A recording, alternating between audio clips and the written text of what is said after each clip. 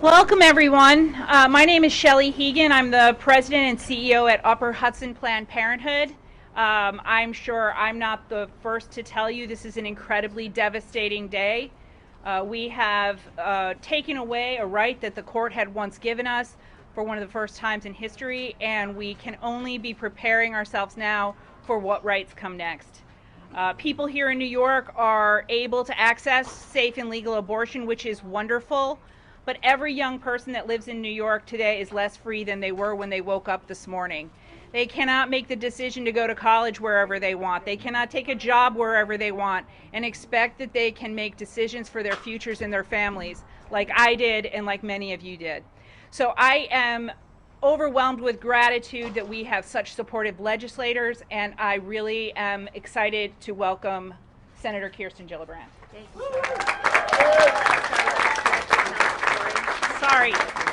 Sorry.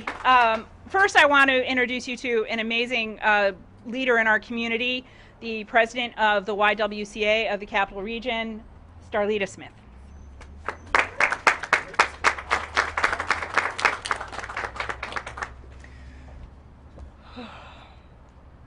Thank you.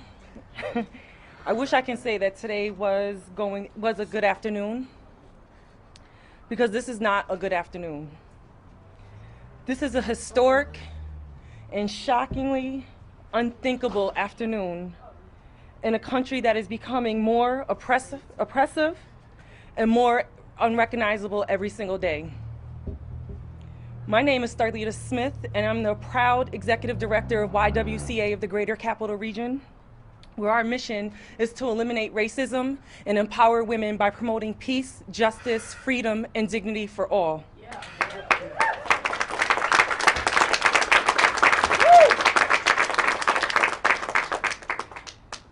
We have been in Troy since 1883, and I want to clarify something about our mission. While we are known as a women's organization, we stand in full support of our transgender, non-binary, and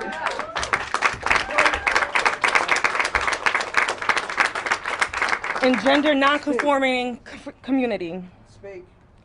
YWCA of the Greater Capital Region is here for any person with a uterus, any person who can or wants to have a baby, and any person who wants or needs an abortion.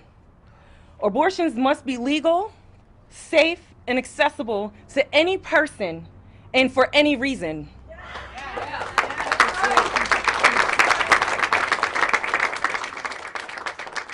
The ruling today is shocking to me and to all of us, but we cannot stand idly while we watch the Supreme Court turn back nearly 5 decades. While they rule in favor of oppression, in favor of what decisions that will be disproportionately impacting the Black and brown communities and poor communities. While it's become increasingly obvious that guns in America have more rights than people who bear children. The audacity of the Supreme Court to not trust women to make the already hard decision for what is best for themselves, their futures, their families, and their bodies. What future is readily a reality in America that we're marching towards? Who are we fighting to protect? What is freedom, and who has it? Dr. Martin Luther King said, "The arc of the moral universe is long, but it bends towards justice." Today, let me tell you, sadly, this decision takes us in the wrong direction. We have lost our way. It's time for us to remain diligent, to fight, and to do everything in our power to bend our country toward the light, toward the freedom, the justice, and dignity for all. Thank you.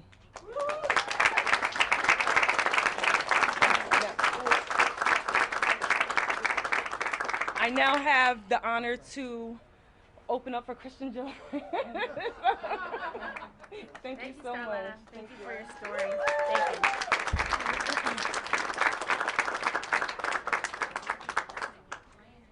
This Supreme Court has come down with a radical decision.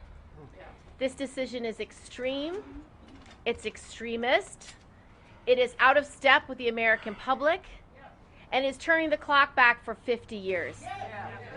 It is denying women basic constitutional rights, basic human rights, basic civil rights, basic human dignity.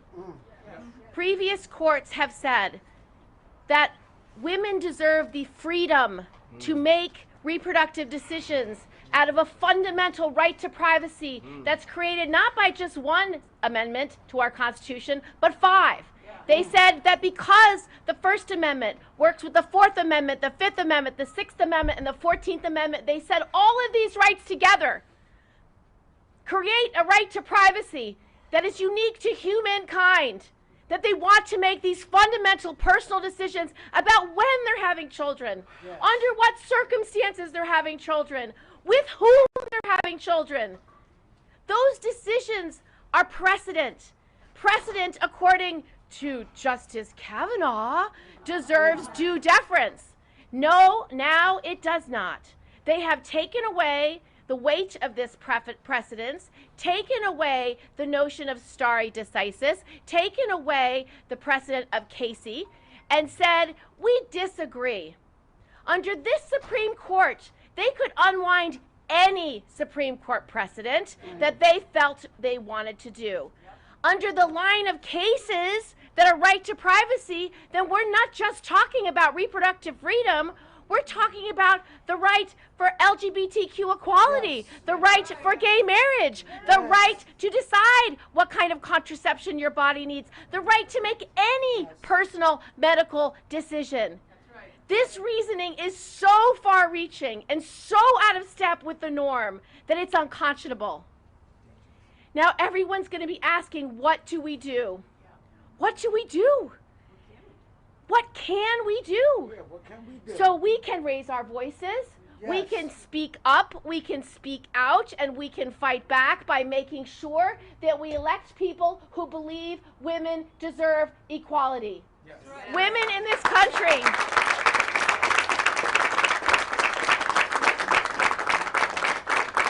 Women in this country deserve equal access to health care. We deserve equality. We deserve the basic fundamental right to bodily autonomy. Under what other law does it tell a human they must do something? Must do something that may result in their own death? Must do something against their values, against their goals, against their human nature? This decision, this Mississippi law that they have said is acceptable, makes no exceptions for rape, no exceptions for incest. So you're telling a young child they have to carry to term a child created by their father. You're telling a woman she has to take to term a child created by her rapist. It is unconscionable. It is unfair. And it is an outrage. So we do have to fight back. And we have to elect people who share our values. This issue is on the ballot in November. I hope in many people's mind it is the issue on the ballot. Because if women do not have equality in this country, if women are not full citizens, if women don't have the right, the human rights and human dignity to decide what's going to happen to their bodies and their futures, we have lost our rights to citizenship.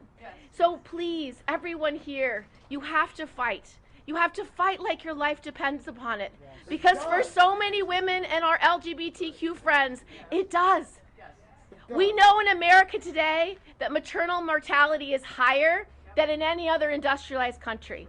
If you are a black woman in America, you are 4 times more likely to die in childbirth or within a year of giving birth because of the systemic racism in our healthcare system. So you are telling women their lives don't matter? You're telling poor women and black women and women of color their lives don't matter? You're telling them that they are less than. So that is the weight of this decision. It is the weight of the responsibility that every voter in America must carry.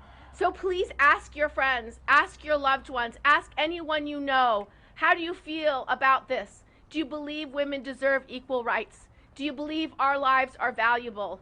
Do you believe we are full citizens? And if they do, let them only support candidates that support reproductive freedom.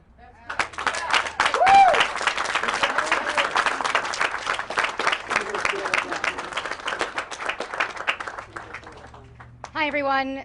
I'm State Senator Michelle Hinchy, and first, Senator Gillibrand, I want to thank you for your incredible words right now and for calling us all together today. I know many of us needed some space to come. I drove here from Woodstock. I have the privilege of representing 5 counties, including here in the Capital Region, but I drove here today from Woodstock, and in all honesty, I'll do it again right now, I cried in the car on the way here. And yet, I know that I'm one of the privileged people. And I still feel this. I'm one of the privileged ones because I'm a white woman living in New York, working in the government. This impacts, as we have heard, millions of women, and I think we all together, women and people, I will say, women and people with reproductive rights. This impacts millions of people who will not have the ability to make a choice, who have now effectively lost control over their futures. This is an affront to the people and the women who fought 50 years ago for this right. This is a slap in the face to the people and the women who fought 50 years ago, gave everything they had to make sure we had this right enshrined in our Constitution. This is an assault on women my age. I'm 34. For people who are thinking about starting a family, deciding what they want their family and their futures to look like. It is a personal assault, and this is a complete disregard for the future of our children, for what the world that we are setting them up to grow up in, especially our Black, brown, transgender, and children living in economic difficulties. This is an absolute affront and a travesty, and I struggled a lot with the words to use today because none of them feel big enough. None of them feel, we can say affront, we can say assault, we can say all these things. None of them feel big enough for what this really means, for what the impact this will have and is going to have in just 30 days. 30 days, what is it, 20 states are now going, 22 states, thank you, are going to ban abortion in just 30 days. Think if you're a person who had an appointment scheduled, or you were planning to go into a doctor, and you find out tomorrow that you're in need of an abortion. You are out of luck in 22 states and growing in the United States of America. This is absolutely unfathomable. And so here in New York, we have a responsibility, a deep moral and unwavering responsibility to make sure not only that every single person living in New York continues to have the right to an abortion, but also that anyone who comes here seeking an abortion has access, and that we are protecting our medical providers, and that is the package that the governor thankfully and wonderfully signed just last week.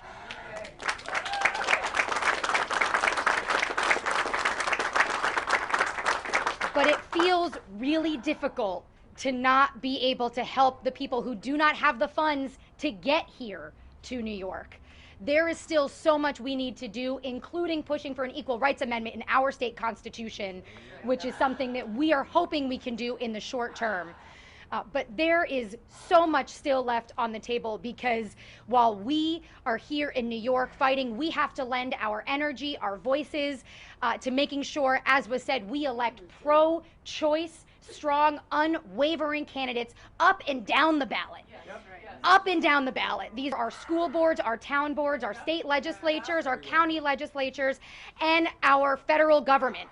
Because not only is that the bench of people that we will have running for more seats, but that sends a signal, again, to every community across our state and across our country that this will not and this cannot stand. So I thank you all for being here today. I thank you all for coming together to lend your energy. We need to build on this, get involved in a race. We need to build on this and make sure that not only here in New York, but across the country, we push back and we fight back. Thank you.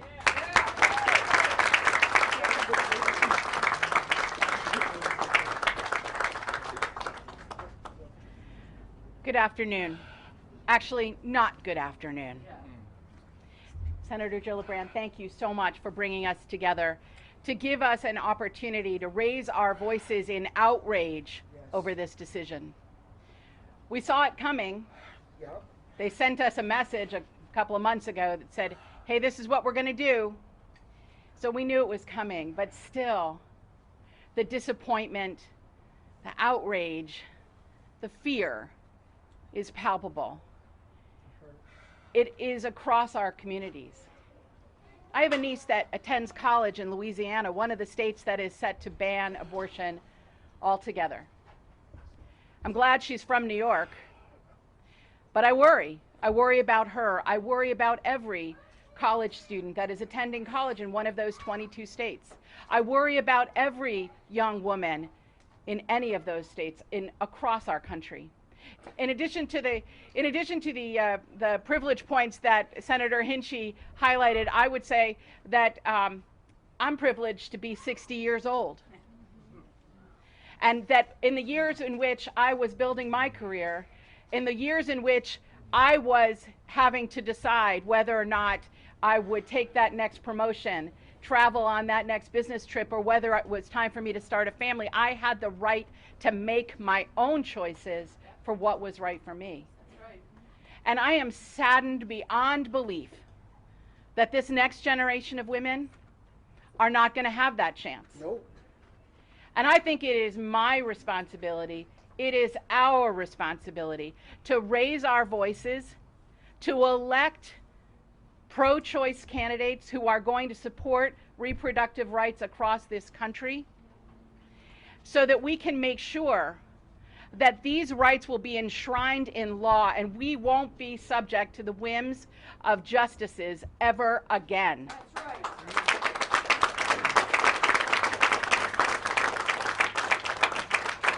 And that's not going to happen just because we write letters. It's not going to happen just because we wave signs.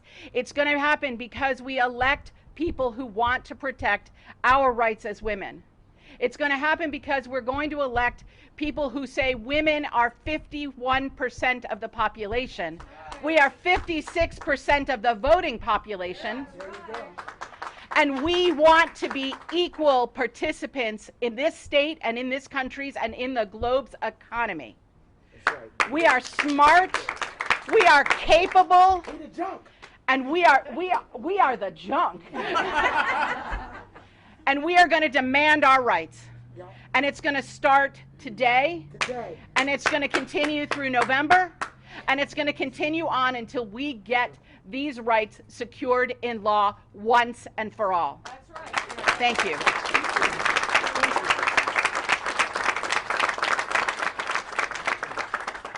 Good afternoon. My name is Michelle Oshlich. I'm a Schenectady County legislator, and I'm here to talk to you from the local perspective.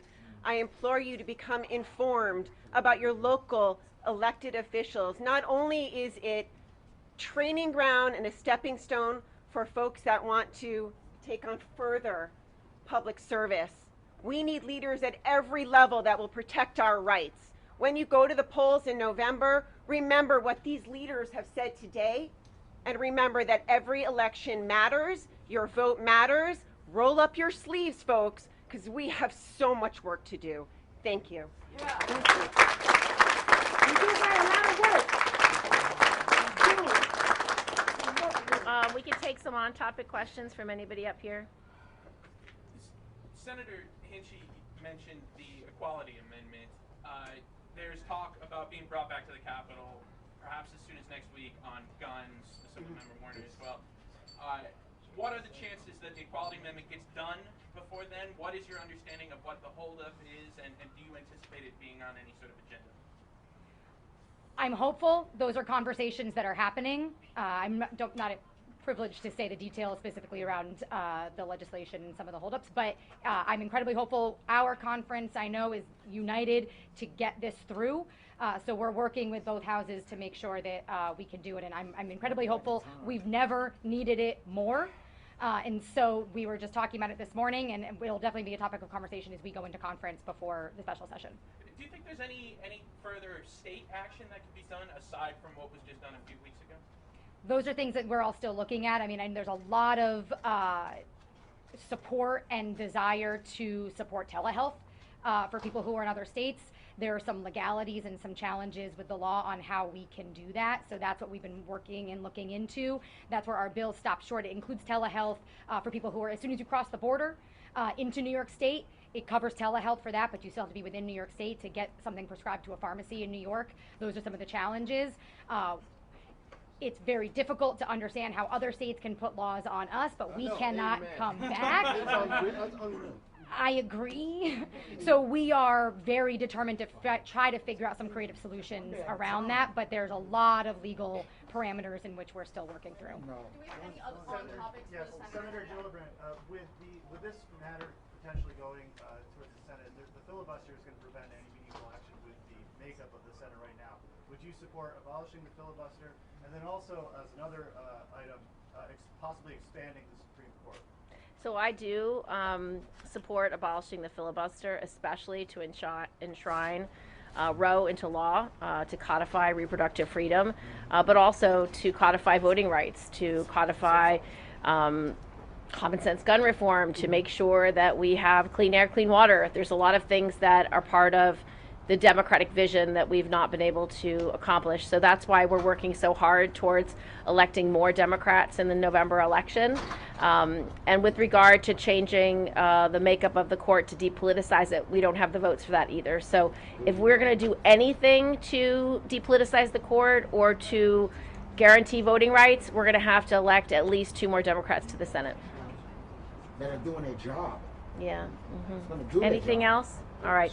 Good. Singled out the woman's right to choose and I guess the preeminent election issue coming up.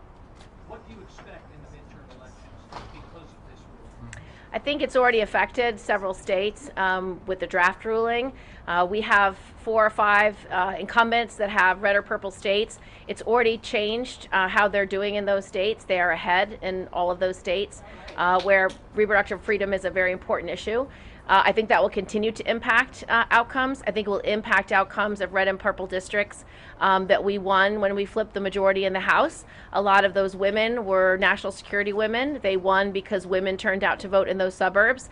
Those are women that care deeply about reproductive freedom. They're the women who marched when President Trump got elected and marched on Washington to express their outrage that a president who would brag about assaulting women would be elected president of this country. So this is Trump's America. This is what he intended. It's why he stuffed the Supreme Court with 3 ultra-right-wing justices. It's why those 3 ultra-right-wing justices misled the Senate in their testimony, saying that they would give due deference to precedent, and stare decisis is important. They misled several senators, 2 of whom have already said, I felt that I was not told their views. And so the truth is, this is what Trump's America has wrought, and I hope every human being understands what this means. Women do. Women understand. They're the ones who bear children. They know exactly what this means. But I hope that the men who love them also understand what this means, because I don't think they can imagine for one day what it would be like to not have control over their bodily functions for 10 months. I don't think they know what it would feel like to have no decision making over 10 months of their lives. They can't conceive of it. And if any law was ever written that impeded their ability to make decisions about their own bodies, I promise it would be upended immediately. So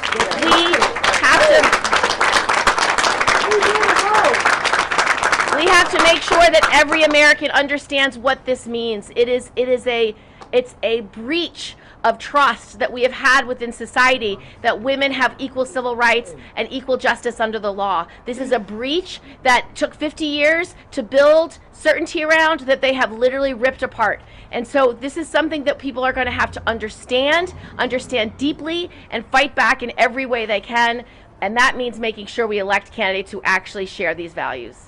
Yeah, thank you. Okay. All right. Thanks, everybody. Thank you.